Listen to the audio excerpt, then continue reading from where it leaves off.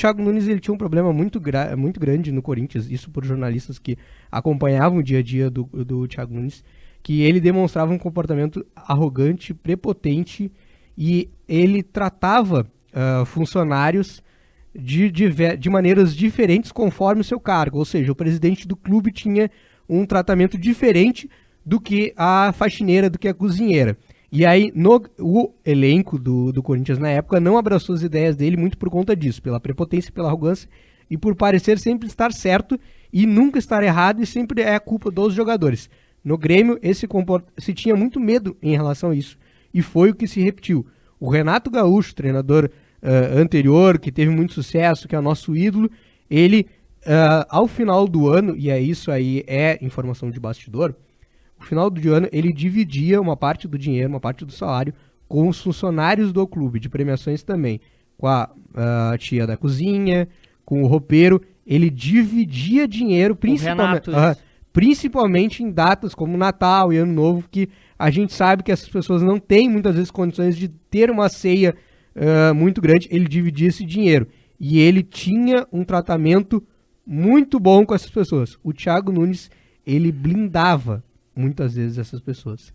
Então, o que acontece? É um cara que ele falou um monte de coisa, a gente não falou sobre o Cabeça Branca, ele falou um monte de coisa, dando a entender que ele estava certo e o Grêmio naquele momento estava errado, o que na verdade são duas coisas, os dois estavam errados. Não dá pra gente acreditar nas palavras do Thiago Nunes, porque é um cara que em 7 partidas do Campeonato Brasileiro tem o desempenho dele e bota toda a culpa em um planejamento da direção do Grêmio, dos jogadores. Isso não tem... Ele também tá certo, mas tem que dividir essa culpa. Essa culpa é dividida. E esse bastidor aí que eu prometi que eu ia contar pra audiência é isso. Ele demonstrou muita arrogância e muita prepotência por quem cobria o dia a dia do clube, e era muito tensa a relação dele com alguns funcionários. Foi até comemorado quando ele saiu do Grêmio justamente por isso. Então imagina só como sofreu. Foi um choque de gestão muito grande a troca, Renato e Thiago Nunes. Pô, foi um baque, imagina. Né? Foi um baque. E num primeiro momento parecia, eu lembro no primeiro mês do trabalho do Thiago Nunes, que parecia que, tinha mudado assim, incrivelmente. Ele é novo, ainda vai aprender, né? Eu fico mais, eu fico triste principalmente com aquela declaração sobre os influenciadores, e eu pego aqui e, cara, eu tenho muito cuidado pra falar, porque eu tenho os meus amigos, tá? E eu tenho amigos da faculdade que são assessores e fazem um baita trabalho de assessoria do Thiago Nunes e de outra. Não sei se o Thiago ainda tá com a galera, mas, enfim, eles têm eles fazem um grande trabalho com grandes jogadores. E eu vou ter muito cuidado pra falar do Thiago Nunes justamente pela minha amizade com essa galera, que é uma galera que eu considero demais. Mas eu fiquei muito chateado quando o Thiago Nunes fala que fala da parte dos influenciadores aqui, que a gente tá dependendo sempre de um revés do time que a gente torce. Porque aqui na Rádio Pachola, por exemplo, e a gente vive isso diariamente na pele, não tem um dia, cara, que a gente não tá sentindo a derrota do Grêmio, a queda do Grêmio para a Série B, da qual o Thiago Nunes é um dos grandes responsáveis. Por quê? Porque, a audiência a partir e aí eu falo de engajamento, eu falo de like, eu falo de todas essas coisas que eu peço aqui pra rapaziada.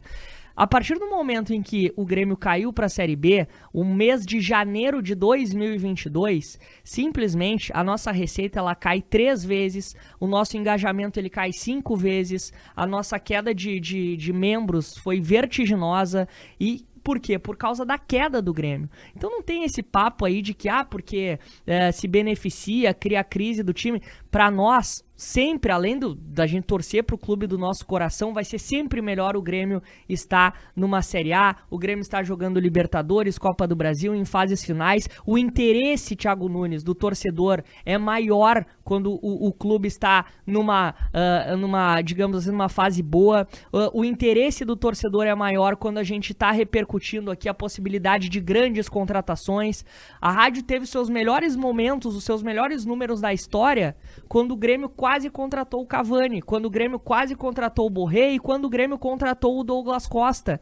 Nunca que numa Série B no momento de derrocada do Grêmio, a gente vai falar em grandes contratações. E os melhores momentos aqui da Rádio Pachola foram esses. Foram quando o Grêmio sondou grandes jogadores. Por quê? Porque o Grêmio estava numa situação em que poderia contratar bons jogadores. Porque o Grêmio estava em alta.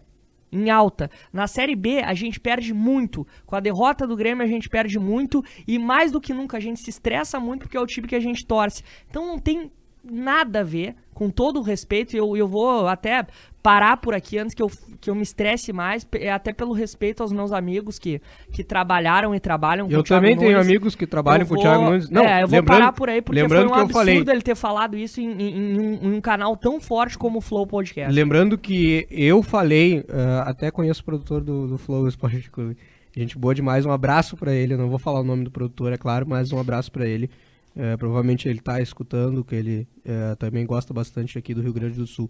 Mas eu falei do comportamento de pessoas que acompanharam o dia a dia. Eu não estou falando que o Thiago Nunes é prepotente, arrogante e etc. Estou falando de pessoas que acompanharam o dia a dia, que relataram isso. Então, é claro que eu também conheço os mesmos... Eu não vou falar o nome das pessoas que trabalham com o Thiago Nunes que eu conheço, mas se a gente teve esse mesmo relato da imprensa paulista e da imprensa gaúcha, cabe ao Thiago Nunes agora, que a gente sabe que ele teve um bom trabalho no Atlético Paranaense, dele fazer uma leitura sobre isso e ver em que momentos que ele errou. Porque esse é um comportamento que se repetiu em vários momentos e daqui a pouco ele tá como um treinador de terceira linha.